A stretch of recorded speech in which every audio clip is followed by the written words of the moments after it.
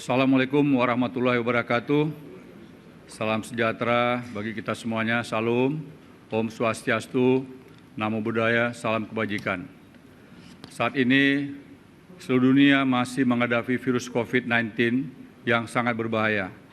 Bisa menyerang siapa saja serta dapat menimbulkan kematian, terutama kepada kelompok rentan, yaitu lansia dan penderita penyakit kronis seperti halnya hipertensi, jantung, diabetes, kanker, asma, hepatitis, dan penyakit lainnya.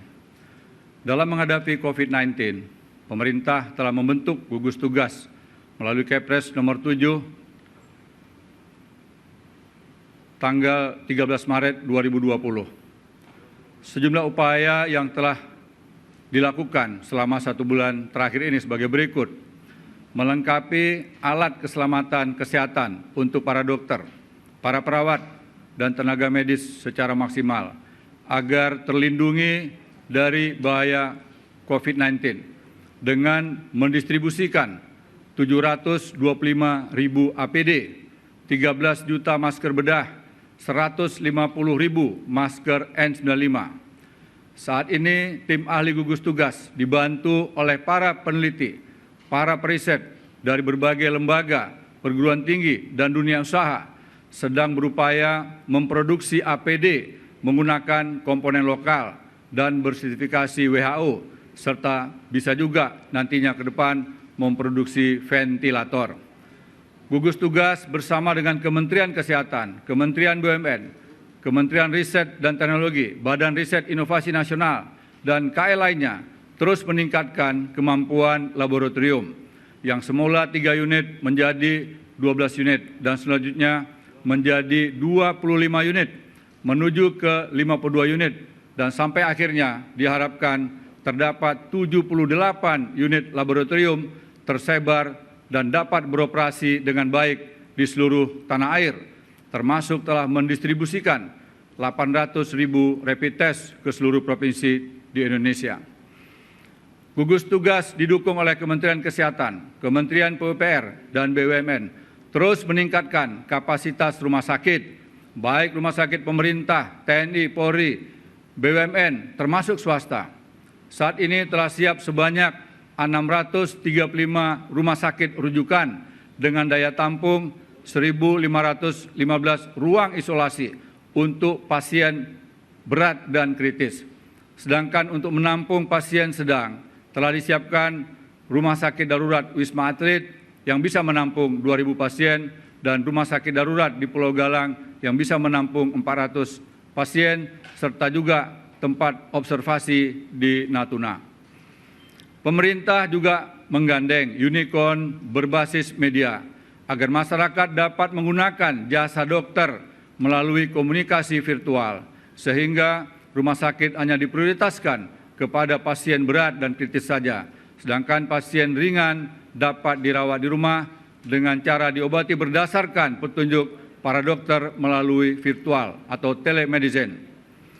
Strategi yang dilaksanakan untuk mempercepat penanganan COVID-19 sebagai berikut, yaitu mengatur keseimbangan penanganan medis dan upaya pencegahan dengan cara memutus mata rantai penularan melalui pembatasan sosial berskala besar, berdasarkan peraturan pemerintah nomor 21 tahun 2020 tanggal 31 Maret 2020 dalam rangka percepatan penanganan COVID-19 dengan upaya edukasi, sosialisasi, dan mitigasi ancaman COVID-19 serta mengajak seluruh komponen masyarakat agar bisa memisahkan kelompok rentan dengan masyarakat sehat namun sudah terpapar positif COVID-19 atau kita sebut dengan orang tanpa gejala, karena dapat sebagai penebar maut bagi kelompok rentan tersebut. Kita juga berusaha melakukan kampanye untuk meningkatkan imunitas tubuh dengan memakan makanan yang bergizi, minum vitamin, istirahat cukup, olahraga teratur, hati yang gembira, dan tidak panik. Kita juga mengajak semua komponen masyarakat untuk menjaga yang sehat tetap sehat, yang kurang sehat dirawat agar sehat, serta yang sakit diobati untuk menjadi sembuh. pemerintah telah menyiapkan langkah perlindungan sosial sebesar Rp405,1 triliun yang merupakan program prioritas untuk bidang kesehatan. Gugus tugas juga melakukan langkah-langkah kolaborasi pentahelix berbasis komunitas, yaitu pemerintah, peneliti, dunia usaha, masyarakat, dan juga media, mulai dari tingkat pusat, provinsi, kabupaten kota, sampai tingkat desa dan kelurahan. Izinkan juga pada kesempatan ini, saya menyampaikan terima kasih yang tidak terhingga kepada seluruh dokter, perawat, dan tenaga medis yang telah mengorbankan waktu, tenaga, pikiran, dan jiwa raganya untuk melayani masyarakat. Mereka adalah pahlawan kita, pahlawan kemanusiaan. Mari kita ikut berdoa kepada mereka yang telah wafat. Semoga arwahnya diterima di sisi Tuhan Yang Maha Kuasa, Allah Subhanahu wa Ta'ala. Terima kasih juga kami ucapkan kepada jajaran TNI, Polri, para relawan, para pejabat di tingkat pusat dan daerah, khususnya juga kepada kepala desa, kepada para lurah, kepada wali nagari, kepada ketua RT RW, tokoh masyarakat, tokoh agama, dan tokoh-tokoh non-formal lainnya.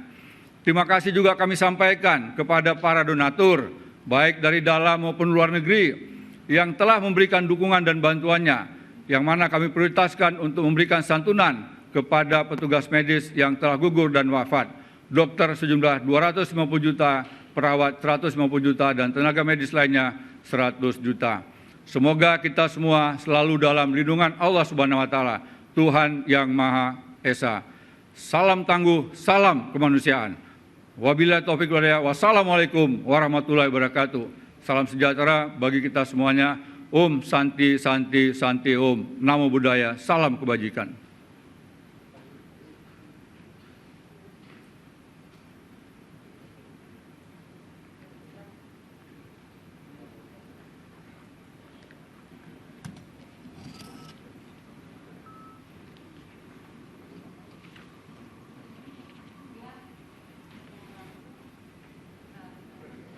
Udah bisa geser?